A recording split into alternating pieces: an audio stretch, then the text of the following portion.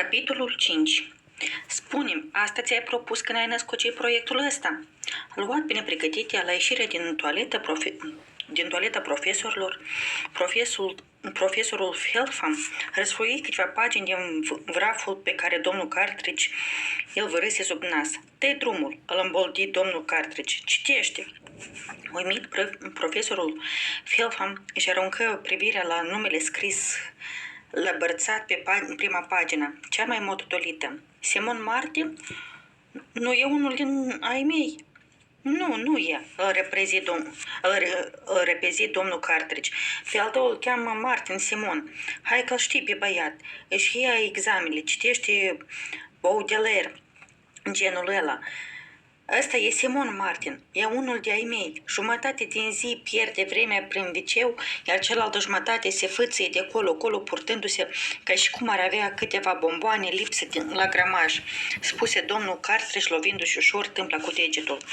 Doctorul Feltham nu se putea abține să-și corecteze colegul pentru felul neprofesionist în care se exprima. Adică vrei să spui, Eric, că nu se ridică încă la înălțimea potențialului academic?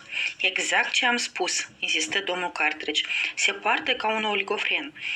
La mai puțin de 1 metru în spatele lui, în dosul ușii de toaletă, băieților Simon Martin se lăsă pe vine și îngropă capul în mâini, în timp ce profesorul Feltham își croia drum greu printre obstacole ridicate de scrisul îngrozitor și ortografie și mai îngrozitoare, ca să dea citire primei pagini de jurnalul copilului său de făină. Ziua 1. Cred că toată ideea asta a căra un copil de făină după mine oriunde merg e complet cretină, fiindcă nici măcar nu plânge, nici nu mănâncă, nici nu face pe ea. Cu toate astea a fost o pacoste toată ziua. Mama a fost foarte rea când a vrut să vadă la ea 2 ceasuri amărâte cât am fost la fotbal. La urma urmei are destul antrenament la așa ceva. A avut grijă de mine timp de 122.650 de ore, după calculatorul lui Foster, și se pare că făceam destulă gălăgie și mâncam ca spartul și murdăream scutece la greu. Poate că este motivul pentru care tata n-a reușit să treacă de cifra patetică de 1008 ore. Foster zise că asta îl face de 121,6765 de ori mai rău decât mama. Dar mă gândesc că Foster a fi apăsat niște taste greșite. Răspunsul doctorului Feltham la cele citite îl șocă pe Simon și mai mult decât pe domnul Cartridge. Dar asta e splendid, Eric, absolut splendid. Uite ce a învățat deja băiatul ăsta. Încă din prima zi a priceput că și fără 3 dintre dezavantajele principale ale supravegherii unui sugar, răspunderea părintească e imensă. A aflat câte ceva despre propria lui dezvoltare în prima parte a copilăriei și chiar a mers prin niște calcule aritmetice destul de sofisticate, lucrând în tandem cu acest Foster. În dosul ușii, Simon ridică ochii și privi uluit peretele din fața lui. Auzea bine? Erau cuvinte de laudă? Pe coridor, profesorul Feltham își cobora din nou ochii pe pagina scrisă căznit. Interesant, ce se gândește deja la săculețul lui de făină, ca și cum ar fi de sex feminin? Tu ce concluzie tragi din asta, Eric? Dar prea surescitat să aștepte părerea domnului Cartridge, continuă cu descifrarea manuscrisului lui Simon. Ziua 2. Azi Macpherson s-a uitat ciudat la mine. Mi-a smuls copila de făină de mâini și a țâșnit cu ea în dinți, după care am morfolit-o nițel jos, în capătul grădinii. Mama zice că avem noroc de un cățel cu bale atât de curate, că au ieșit aproape de tot. Dacă o să am vreodată un copil de adevăratele, o să mă asigur că îi fac toate vaccinurile antirabice. Acum îl urmăresc pe Macpherson cu mare atenție. Feltham flutură pagina în aer. Vezi? Trâmbiță el cocoșește. Vezi, Eric? În a doua zi am învățat despre capacitatea exudatului salivar canin de a colora materiale făcute de țesătură de fibră naturală. Bale pe pânza de sac. Portat pe aripile entuziasmului, doctorul Feltham nu băgă de seamă tonul sardonic din vocea domnului Cartridge. Întocmai probă el. Mai mult decât atât, a început să reflecte la importanța inoculărilor primare ale sugarului.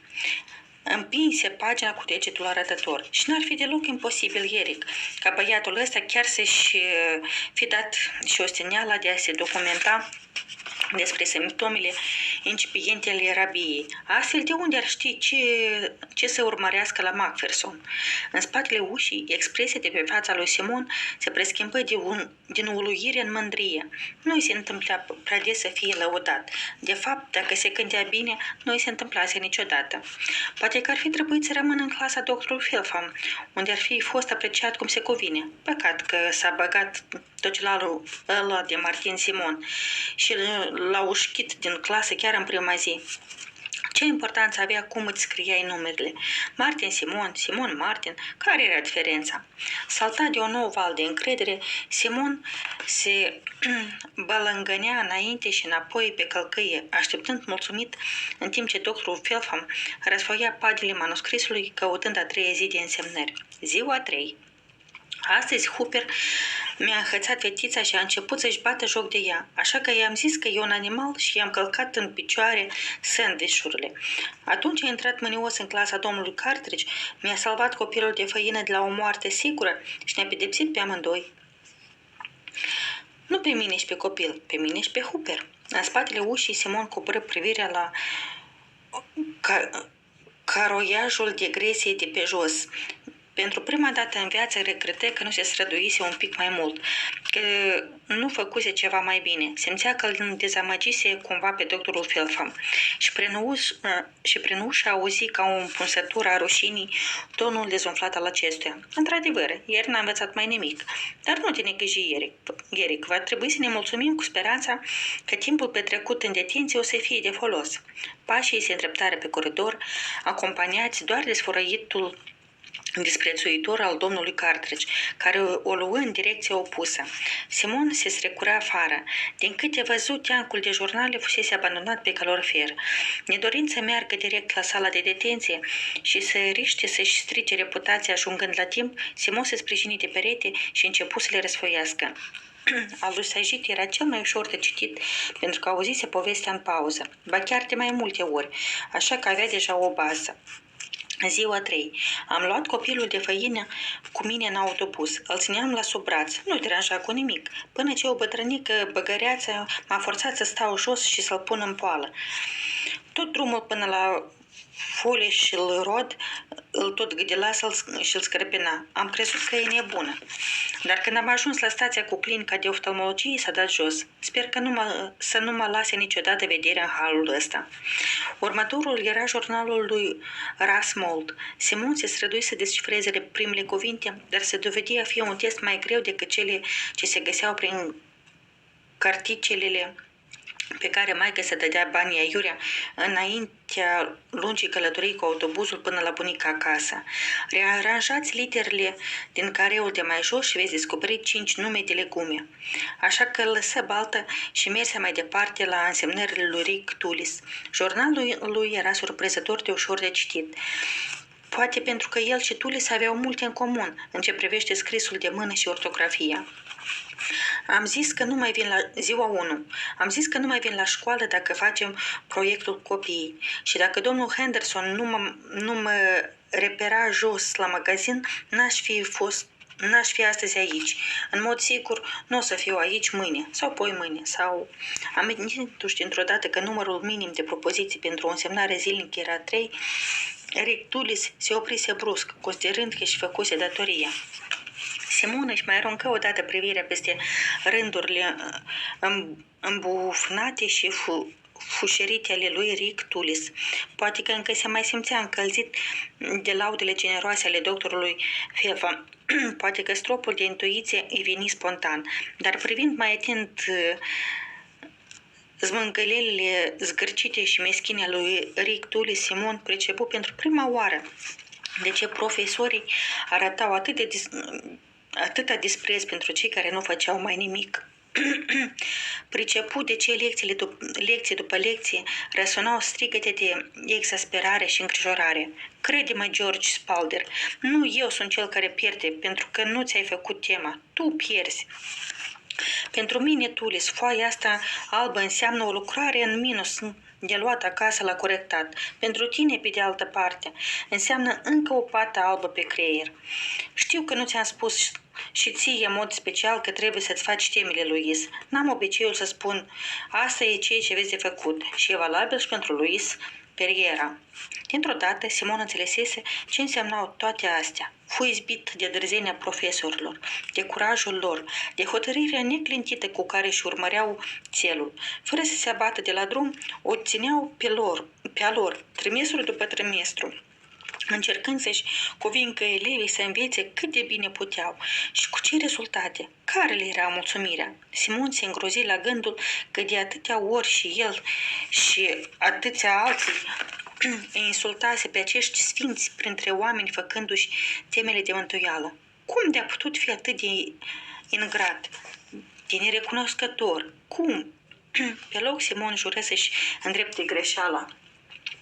Va începe prin a aduce la îndeplinire speranța doctorului Feltham că timpul petrecut în detenție o să fie de folos. Hotărât, puse vraful de jurnale la loc pe caloriferul de unde le luase, își ridică ghiozdanul și mări pasul pe coridor, fără să se mai oprească să deseneze prostioare pe gazeta de perete din acea săptămână, așa cum făcea de obicei. Auzind zgomotul infernal făcut de ușa aproape smulsă din țățâni, domnișoara Arnott ridică privirea. Când dădu cu ochii de Simon, nu-și putu înăbuși un oftat. Îl mai supraveghease în detenție de 1000 de ori și nu era la curent cu recenta lui convertire. Un singur cântec îi trecu prin cap. Adio, corectat lucrări. Adio, pace. Se rezemă de spatarul scaunului în așteptarea spectacolului. Care va fi prologul? Da, o lovitură cu ghiozdanul dată lui Hooper, doar ca să-i amintească de rolul jucat împreună în drăcovenia grației care aterizase aici. Apoi, pentru încălzire, drama creionului, împrumutatul și datul înapoi cu tembălăul de rigoare, urmată firesc de ascuțire, apoi de căderea creionului, ca din întâmplare pe jos, de răstogolirea și de urmărirea lui plină de însuflețire pe parchet, apoi de reascuțire, apoi de proiectarea vârfului rupt în geam. Când auzea acel inconfundabil pac, domnișoara Arnott, conform scenariului, trebuia să ridice ochii la timp pentru a constata că în sfârșit creionul era în uz ca băț de bătut darabana pe tatuajul de pe bancă. Doar dacă astăzi nu dădea una dintre reprezentațiile ei preferate, limba însângerată. Ultima oară când îl supraveghease pe Simon Martin în detenție, acesta depusese un oarecare efort pentru a suge o cantitate suficientă de cerneală din stilou ca să-și păteze limba în roșu purpuriu. Apoi lăsă această monstruozitate demnă de un film de groază să-i atârne afară din gură pe tot restul perioadei de detenție, făcându-se piară cheful de a-și ronțăi sandvișul, dar amuzându-l totuși copios. Domnișoara Arnott nutrea speranța secretă că în după-amiaza asta va fi din nou răsfățată cu limba însângerată, deși pe departe rolul care plăcea cel mai mult era Rip Van Winkle. Găsea momentul nemaipomenit de liniștitor. Simon se întindea ca o plăcintă peste bancă, trăgea câteva căscături demne de gargantua, apoi se prefăcea că pică într-un somn așa de adânc, de cel puțin 100 de ani și nu o să-l scoale nimeni. Când și când, ori de câte ori se temea că uitase la el, sfărăia. La început o vibrație blândă și îndepărtată, care se amplifica devenind tot mai sonoră și bogată, până ce fiecare nouă cantitate de aer expirată cu forța din mâini reverbera atât de tare că zdruncina canaturile de la ferestre, făcând geamurile să zdrângăne. În momentul în care domnișoara Arnott începea să se teamă pentru structura clădirii, Simon lăsa să scape un fornăit colosal și să se prefacă că l-a trezit propriul zgomot. Privea năucit în jur, plescăind din puze ca un moșneac. Apoi se întindea la loc pe bancă și relua întreaga reprezentație cap-coadă. Da, Rip Van Winkle era favoritul ei. Schiciul care nu-i plăcea era idiotul Sadea. Îl văzuse de nenumărate ori și era plictisitor. Simon se așeza în bancă, strâmbându-se grotesc, din când în când îl apuca un râs de maniac sau o bolboroasă furioasă. Uneori îi curgea din gură un firicel de salivă. Spăra din tot sufletul că nu să fie idiotul Sadea, dar pentru orice eventualitate, domnișoara Arnold băga mâna în geantă să verifice că avea la ea cutia de aspirină, iar mâna îi împetri. Dinaintea ochilor ei, oare visa? Era Evea? Tânărul Simon Martin traversă sala de clasă, ignorându-l total pe Hooper. Trase scaunul de la banca cea mai depărtată de ceilalți trei răufăcători pe care păzea domnișoara Arnold. Scoase din ghiozdan copilul de făină, un caiet și un stilou și fără nicio tevetură, propti copilul de făină pe bancă, îl mângâie cu afecțiune pe cap, după care se cufundă în scris. Domnișoara Arnold clipi des. Simon, șopti ea, Simon, te simți bine? Simon ridică ochii din caiet. Poftim? Suna aproape ca un mic reproș, ca și cum îl întrerupsese dintr-un șir de gânduri importante. Mă întrebam doar dacă te simți bine, o privi pătrunzător. Da, mă simt bine. De ce? Domnișoara Arnold clătină din cap, fără motiv. Și chiar că nu găsea niciunul, numai că nu era normal. Adică era normal, bineînțeles, dar tocmai asta era în neregulă. La Simon Martin, comportamentul normal era anormal. Poate că băiatul era bolnav, poate avea febră, sau poate că suferea un șoc, poate că tocmai aflase că maică se fusese lovită de un camion, sau se electrocutase schipând o priză, sau necase într-un canal, sau... Domnișoara Arnold scutură din cap, încercând să alunge roiul de gânduri negre. Totuși, un elev ar trebui să poată sta liniștit în bancă și să-și vadă descris, fără ca vreun profesor să-și închipuie că ar avea nevoie de o ambulanță sau că mama lui se afla deja într-una. Încercă să se întoarcă la temele pe care le avea de corectat, dar era imposibil. Nu se putea concentra deloc. Nedumerirea o împingea să-și ridice ochii într-una de pe caietele din fața ei ca să se uite la Simon Martin. Ce scrie oare cu atâta zel? Părea că acoperă pagini întregi. Fusese 2 ani profesoară de engleză și în toată acea vreme nu văzuse nici măcar o dată să scrie mai mult de o jumătate de pagină și asta în multă vreme. Cine sau ce l-o fi inspirat pe băiat să scrie astăzi cu atâta spor? Neapărat trebuia să afle. Domnișoara Arnold se ridică în liniște de la masa ei și ocoli tiptil clasa, călcând cu grijă pe tălpile ei de cauciuc, până ce ajunsese drept în spatele lui Simon. Se aplecă nițel în față ca să-i poate citi peste umăr. După 2 ani de predat, timp în care decodase hieroglifele lui Rasmold, să descifreze scrisul chinuit și sistemul unic de ortografiere a lui Simon Martin era floare la ureche pentru ea. Ziua 4. Până când n-am fost silit să car după mine prostia asta de copil de făină, oriunde mă duc, nu mi l-am imaginat niciodată pe tata având grijă de mine. Când am întrebat-o pe mama, mi-a zis că se descurca destul de bine. Nu m-a scăpat niciodată din brațe, nici nu m-a lăsat să plutesc cu fața în jos în cad în timp ce el repezea după prosop sau altceva de felul ăsta, doar că n-a rămas cu noi. Am mai întrebat-o și altă dată de ce a plecat. Mama și bunica îmi spun de fiecare dată că n-a avut nimic de a face cu mine, că n-a fost din cauza mea și că mai devreme sau mai târziu tot s-ar fi întâmplat. Dar aseară am întrebat-o pe mama cum a plecat când a încercat. Ca de obicei, să evite răspunsul, n-a mai lăsat-o. Simon se întrerupsese. Nu era sigur cum să descrie urmarea.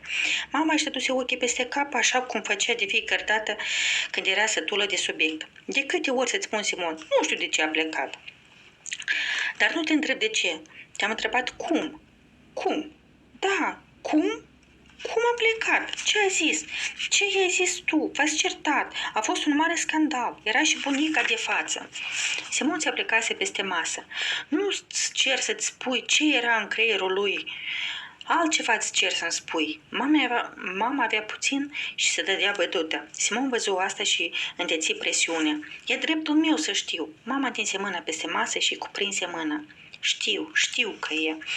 Dar asta a fost tot ce spusese. Așa că Simon își continuă ofensiva. Tu ai terminat-o cu el, corect? Iar el e clar că a terminat-o de mult cu noi. S-a evaporat. N-a trimis niciodată un ban, nici măcar n-a scris un rând. După toți anii ăștia pun pariu că și dacă ai angaja un detectiv particular, tot n-ar da de el. Își trase mâna de sub palma ei. Dar eu încă n-am terminat-o cu el. Înțelegi ce spun? Mă gândesc la anumite lucruri pe care vreau să le aflu. Și ăsta e unul dintre ele. Coborâ privirea la degetele lui zdrelite, aproape gata să plângă. Te rog, mamă, spune cum a fost în ziua în care a plecat. Așa că maică-sa îi spusese absolut tot, până și ce mâncase taică-sa la micul dejun în dimineața aia, ce haine purta, inclusiv cum îi înjurase pe vecinii din apartamentul de alături, când ca de obicei câinile lor începuse să latre la poștaș. Îi spusese de-a fir apăr tot ce făcuse tatăl lui în acea dimineață și apoi ce mâncaseră la prânz. Și aminti chiar și gluma pe care o făcuse el mai târziu cu Suia, că avea nevoie să-și ia doza de alentat bebelușul, ca în fiecare sâmbătă după amiază. Pe mine? Pe tine. Își desfăcu brațele ca și cum ar fi încercat să convingă un polițist că era nevinovat. Pe onoarea mea, Simon, nimic n-a fost în ziua aia altfel decât în alte zile. Absolut nimic. Din câte a putut oricine să-și aducă aminte mai târziu, tatăl tău nu era indispus, nu părea gelos sau lăsat deoparte sau orice altceva de felul ăsta. De altfel, când a dispărut, toată lumea a crezut că i s-a întâmplat ceva groaznic, un accident de circulație sau ceva. Abia după aceea ne-am dat seama că la un moment dat în cursul după amezii și împachetase probabil lucrurile în geanta mare, albastră, pe care a coborât apoi cu o frânghie pe una dintre ferestrele din dos. Când a ieșit pe poartă, nu ducea nimic cu el. Avea mâinile în buzunar și fluiera. Am crezut că merge să ia bere sau o ciocolată sau ceva, dar de fapt cred că a dat o gol până în spatele clădirii și a luat geanta și a șters-o la autogară, la țanc ca să prindă ultima cursă spre Londra. Pe chipul mamei se așezase întreagă un surâs amuzant. Când a auzit ce s-a întâmplat, bunica ta a făcut urât, bineînțeles. Simon nu-și putu nici el reține un surâs. O vedea, pune la telefon în ziua în care ginerele ei și-a luat albășița, un vulcan. Maică s-a profitat de ocazie ca să se ridice de la masă. Era clar că spera că încheiase subiectul. Simon îi mai pusese totuși ultima întrebare. Ce fluiera? Se răsuci spre el și îl privi lung. El întrebă din nou, ce fluiera? Când a ieșit pe poartă cu mâinile în buzunar, ce melodie fluiera? Maica s-a clătinat din cap. Of, Simon, cum aș putea să-mi aduc aminte una ca asta? Nu îndrăzni să o spună cu glas tare, dar după mintea lui nu vedea de ce ar fi fost mai ciudat să-și amintească una ca asta decât că omul mâncase fulgi de porumb sau de ovăz la micul dejun în ziua în care a ieșit pe poartă și din viața ei pentru totdeauna. Și doar melodie era mai importantă ca fulgii.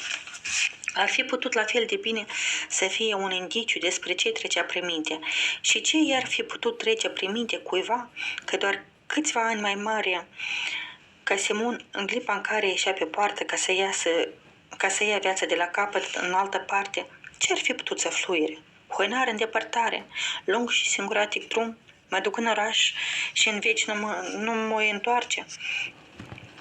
Iar acum, în zăduful din sala de detenție, melodiile cu pricina ei revărsară una după alta în gând, mergând în gol, timp în care steloul scria sârguincios, notând pendelete în jurnalul copilului lui de făină, tot ce îi spusese maică-sa în seara dinainte. Când și când, câte un crâmpei de cântec îi ieșea printre dinți încleștați, scoțând un fluierat potolit. Domnișoara Arnott nu ceruse să facă liniște. În fond, nu încerca să îi deranjeze pe ceilalți. Părea că nici nu-și dădea seama că o face. Și în vreme ce el era absorbit în felul ăsta, ea continua să-și facă turele în jurul clasei și să se ațintă în spatele lui ca să-i se uite peste umăr și să citească ultimele propoziții care le scrisese. Și cel mai ciudat lucru pe care mi l-a spus mama a fost că tata în ziua aia nici măcar nu era spărat sau cu capsa pusă. Cumva asta face să pară nu atât că ne-a părăsit, ci doar că a trecut mai departe la următorul lucru pe care și-l dorea, oricare ar fi fost ăla. Și mi-am mai dat seama de ceva. Mi-am dat seama că dacă n-aș fi fost acolo deja născut, taică mi ar fi doar un fost iubit al mamei, de care ea a uitat de mult. Dacă nu m-ar fi avut pe mine, probabil că între timp nici n-ar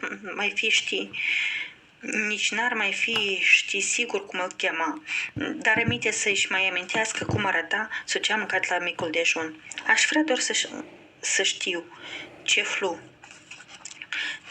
Soneria. Domnișoara Arnold sări înapoi la locul ei, astfel încât atunci când se vor răsuci cu toții în scaune, ca să se uite la ea în așteptarea cuvintelor magice, Simon să nu-și dea seama că îi citise peste umăr. S-a terminat? Da? Puteți pleca. Simon nu-și aruncase lucrurile în ghiozdan cu graba obișnuită și nici nu țâșnise pe ușă. Domnișoara Arnold profită de răgaz ca să vorbească. Simon! Se întoarse către ea. Nu prea știa cum să formuleze astfel încât să nu-l jignească. Până la urmă, îi zise pe un ton prietenos. Ai scris o groază astăzi. Simon ridică din umeri. Ea reveni. Să știi că uneori oamenii au nevoie de timp să prindă gustul de învățătură. Flori târzii, le zicem noi. Ani în șir se prostesc și se lasă pe tânjală, pentru că nu-i văd rostul. Și apoi, dintr-o dată, răsarele soarele și chiar începe să le placă să învețe. Domnișoara Arnold făcu o pauză. Simon nu zise nimic.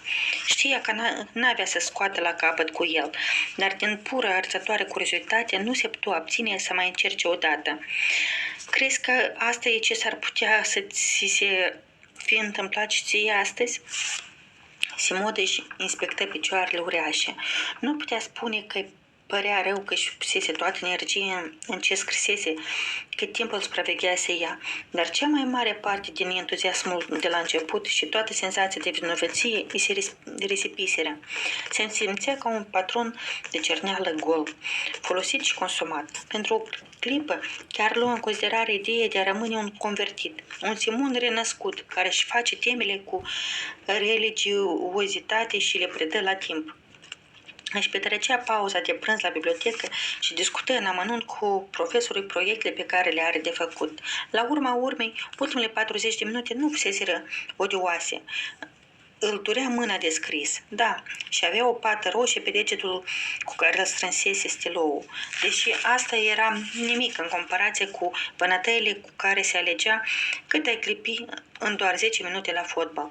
Nu că nu-i plăcea lui Simon, mai mult decât atât. Ce ura el la ultimele 40 de minute era faptul că trecuseră pentru totdeauna, țac, uite așa. Și se concentrase atât de tare, încât nici nu băgase de seamă că au trecut. Vremea de 40 de minute se comportase ca un tocilar de la celelalte clase, genul care scoate capul din carte pe care tocmai terminat-o și se miră că s-a făcut întuneric. Nu. Dacă nu erai atent, toată viața putea să se ducă pe apa sâmbete în felul ăsta. Trebuia să fii foarte precaut. Domnișoara Arnold încă nu se mai uita la el cu o privire plină de speranță și Simon o îndrăgise din totdeauna pe domnișoara Arnold. Nu voia să fie el acela care sfărâmă frumosul ei vis înstelat de profesoară. Târându-și picioarele, făcu un real efort să fie diplomat. Posibil, zise. Și apoi reluă cu ceva mai multă hotărâre în glas. Posibil. Și ca să nu îi dea ocazia să-l hărțuiască mai departe, o zbughi pe ușă. Afară, pe coridor, Simon se trezi pironit la perete de ceva ce la prima impresie părea o mașină blindată în miniatură. De deasupra ei Sajid se hlizea ca un nebun. Ce e asta, frate? Sajid trase înapoi chestia vreo 10 centimetri pentru ca Simon să se elibereze și să privească mai atent. Păi nu vezi? E un cărucior. Și de ce are 8 roți? Sajid dădu ochii peste cap, pentru că de fapt sunt 2 cărăcioare legate, cu niște lițe, pe care a șutit tutulis pentru mine de la atelier. De aia. Dar la ce-ți folosește? La copiii de făină, spuse Sajid și ochii străluciră. Uite, Sime, câți copii de făină zici tu care încăpea în căruțul ăsta din față, fără ca să cadă de pe la lături? Simon își scoase fetița de făină din ghiozdan și o așeză într-un capăt al cărăciorului ca pe o regină. Vreo 10, răspunse el după un moment de gândire. Ar fi cam înghesuiți, dar n-ar cădea pe afară. Exact, croncăni Sajid. 10 din ăsta din față și 9 în ăla din spate, toți cei 19 copilași de făină încap bine mersi în cărcioarele astea împerecheate și Sajid deveni nerăbdător. Nu fi cap sexime, e ca o grădiniță pe roți, o creșă, mai degrabă o presă.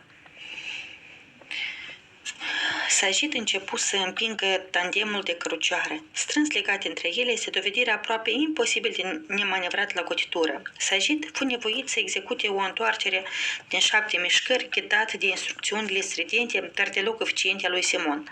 Da, tocmai ăsta e șpilul, insistă Sajid. Când cele două cărucioare se aranjează în sfârșit în linie dreaptă, cu cât îndes în ele mai mulți copii de făină, cu atât mai mulți bani o să fac. Simon întrebă nedumerit. Bani? Sajid se răsuci și îl privi. Păi doar nu o să fie o creșă gratuită, îi spuse el sever lui Simon. Dacă mi-asum responsabilitatea, mi-asum și paralele. Nu, asta înseamnă să faci afaceri. Simon spuse în deridere. Lasă-o moartă, Sajid. Nu o să se bage nimeni. Nimeni, zic eu. Aici știm și el, îl informă Sajid bine de spus. 10 clienți au și semnat și de seară, când ajung acasă, încă 3, deci verifică pușculițele să vadă dacă își pot permite. Vrum se ciocni de Felfam, care venea de după un colț al coridorului cu așa viteză încât nu se putea opri la timp. Simon se aștepta la cei mai rău. Un scandal monstru. Încă o detenție, 50 de propoziții. Dar profesorul Felfam, când reuși din nou să respire, se mulțumi să inspecteze atent curiosul vehicul cu 8 roți, examinându-i caracteristicile vizibile și cântărindu-i avantajele. Extraordinar! Se răsuci pe călcâie pentru a se adresa micii turme de acoliți care, ca de obicei, îl urmau cu brațele încărcate de aparatură de la laborator. Extraordinar! Ce întâmplare fericită! Chiar azi dimineața discutam despre articulațiile vehiculelor și chiar aici pe coridor ne-e dat să găsim un exemplu perfect în ceea ce încercam să vă explic. Observați că la o structură dreptunghiulară, rigidă, de asemenea proporții, aici se întrerupsese pentru a-și înclina capul ca să arunce o privire sub cele două cărucioare. 8 roți. Distras, se întrerupsese din nou. Ce e asta?" întrebă el, arătând cu degetul. Nu cumva e liță de 30 de amperi?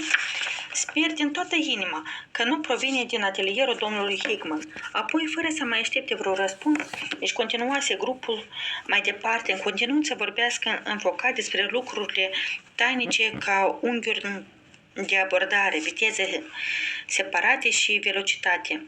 Simon și Sajid se rezemară de perete și priviră înderăptându-se. Sajid se simțea ușurat că furtul la 10 metri de sârmă electrică comis de Rick Tulis nu fusese complet înregistrat de doctorul Felfam, iar Simon răsufla ușurat că hotărârea de a nu deveni un tucelar fusese neîndoios corectă. Pentru moment se simți din nou pe teren sigur. Cei doi priviră în tăcere încă vreo câteva secunde, apoi Sajid îl înghioti ușor pe Simon, pe când suita doctorului Felfam se pierdea din vedere după următorul colț al coridorului. Triste vieți, spuse el scuturând din cap. Simona cuvință. Triste vieți. Și amândoi se forțară să iasă din butoiul cu melancolie în care îi zvârlise pe negândite puținul pe care îl înțeleseseră din lecția improvizată despre articulația vehiculelor. Se puseseră să împingă cărucioarele în căutarea unei pante abrupte care să le mai ridice moralul cu o poziție zdravănă de râs.